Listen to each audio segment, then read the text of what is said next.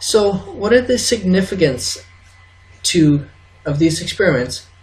How do they correlate to natural conditions? Because modeling, even using real rocks in a lab, is a powerful tool, but there are limits.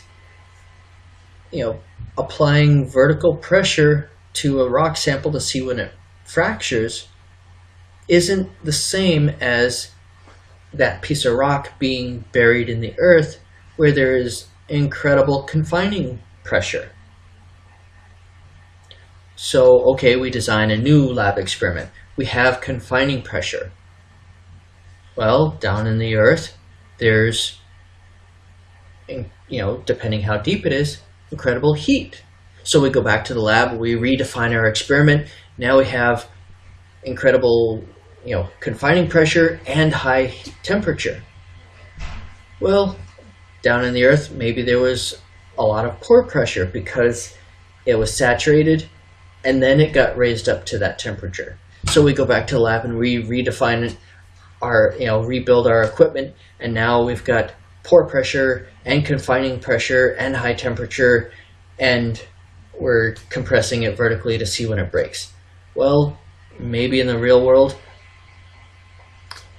the rock around it was varying strengths and slightly different composition, so the confining pressure is not equal in all directions, or the rock nearby fractures before this sample, and so relieves stress there. We can't recreate every possible condition in the lab with the same rock sample. If it breaks, it's done. Now it's a new rock sample. Different conditions, we can't predict and create every condition in the lab, but we can do a lot. So the key is, if you're doing an experiment in the lab to predict real-world outcomes, be honest about the limitations of your experiments. If you're writing up a lab report, whether it's for a class or, way more importantly, for a job,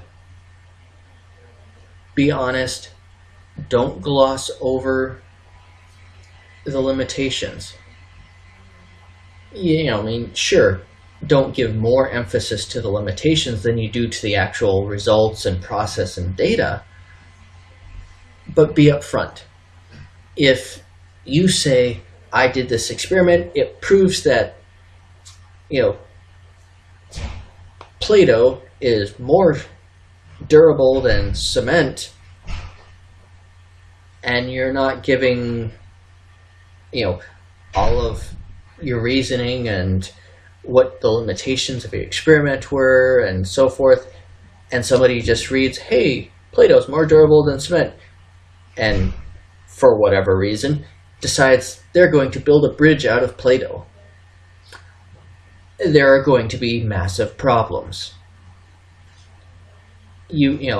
That's a silly extreme example.